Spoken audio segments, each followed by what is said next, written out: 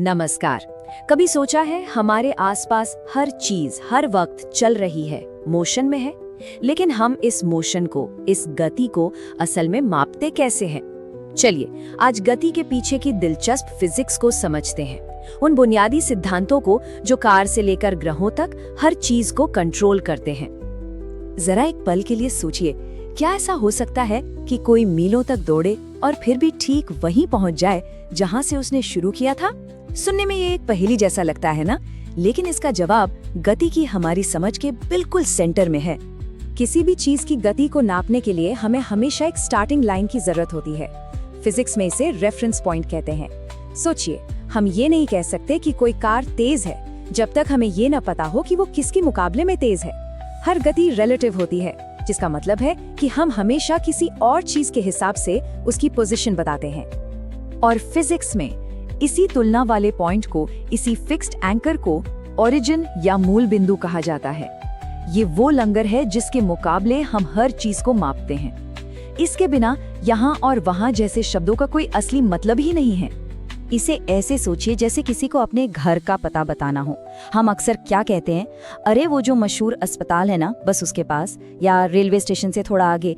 यहाँ पर वो अस्पताल या रेलवे स्टेशन हमारा मूल बिंदु, हमारा ओरिजिन बन जाता है, एक लैंडमार्क जिसके रेफरेंस में हम अपने घर की पोजीशन बता रहे हैं। ठीक है, तो अब जब रेफरेंस पॉइंट समझ आ गया है तो हम गति के दो सबसे जरूरी कॉन्सेप्ट्स को समझ सकते हैं, दूरी और विस्थापन, यानी डिस्टेंस और डिस्प्लेसमेंट। ये सुनने में एक जैसे लग सकते हैं, लेकिन फिजिक्स में ये दोनों बिल्कुल अलग दुनिया हैं।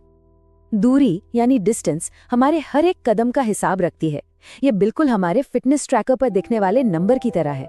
इसे सिर्फ इस बात से मतलब है कि कितना चला, इसीलिए इसे स्केलर क्वांटिटी कहते हैं।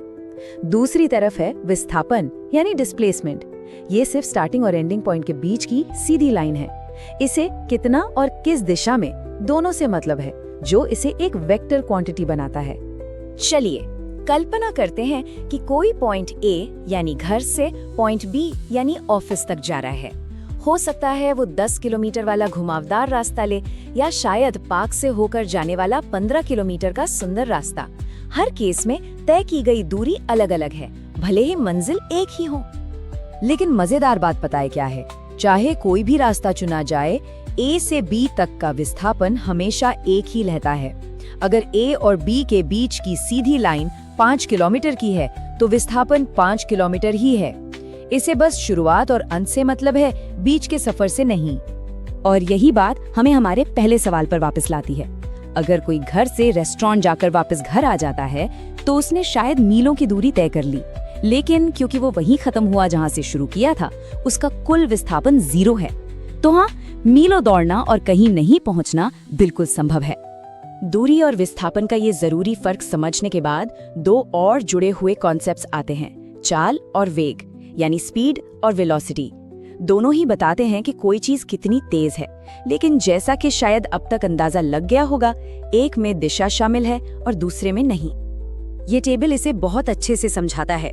चाल यानी स्पीड, बस ये है कि आप कितनी तेजी से दूरी तय कर रहे हैं, ये एक सिंपल नंबर है। लेकिन वेग यानी वेलोसिटी आपकी स्पीड और आपकी दिशा है।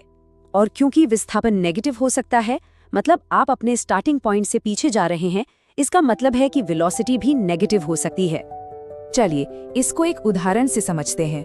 एक जॉगर है जोसेफ, वो पॉइंट ए से बी तक 300 मीटर दौड़ता है, फिर मुड़कर पॉइंट सी तक 100 मीटर वापस दौड़ता है। तो जोसेफ की कुल दूरी क्या है? ये तो सिंपल है, 300 मीटर आगे और 100 मीटर वापस, यानी कुल 400 मीटर। लेकिन उसका विस्थापन, वो अपने शुरुआती पॉइंट ए से तो सिर्फ 200 मीटर ही दूर है। यही वो जरूरी फर्क है जो चाल और वेग को अलग करता है। अच्छा, अब तक हमने ऐसी चीजों की बात की जो एक जैसी गति से चल रही थीं, लेकिन असली दुनिया में क्या होता है? चीजें तेज होती हैं, धीमी होती हैं और दिशा बदलती हैं। गति में होने वाले किसी भी बदलाव को एक शब्द में कहा जाता है त्वरण, यानी एक्सेलरेशन। अब एक्सेलरेशन सुनते ही दिमाग में आता है स्पीड बढ़ाना, है ना?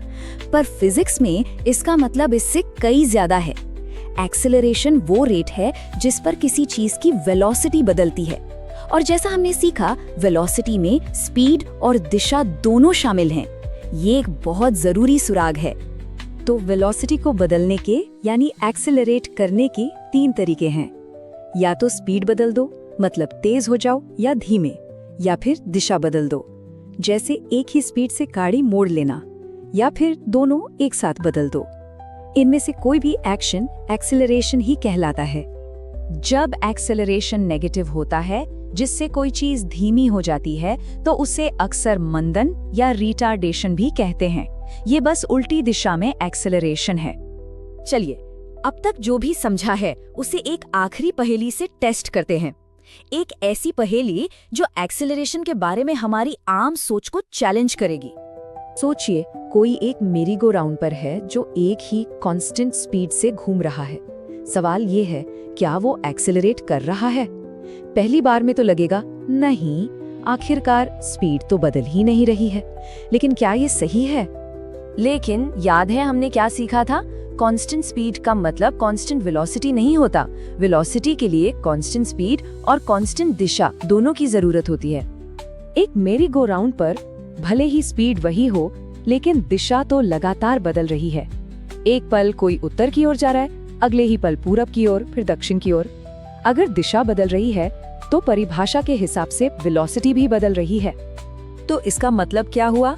मतलब ये कि मेरी गो राउंड पर सवार व्यक्ति लगातार एक्सेलरेट कर रहा है, भले ही उसकी स्पीड 1 इंच भी ना बदले। ये एक परफेक्ट उदाहरण है कि एक्सेलरेशन असल में वेलोसिटी में कोई भी बदलाव है, चाहे वो स्पीड में हो या दिशा में। ये एक सरल लेकिन बहुत गहरा विचार है जो हमारे चारों ओर की गति को देखने का हमारा नजरिया हमेशा के लिए बदल देता है।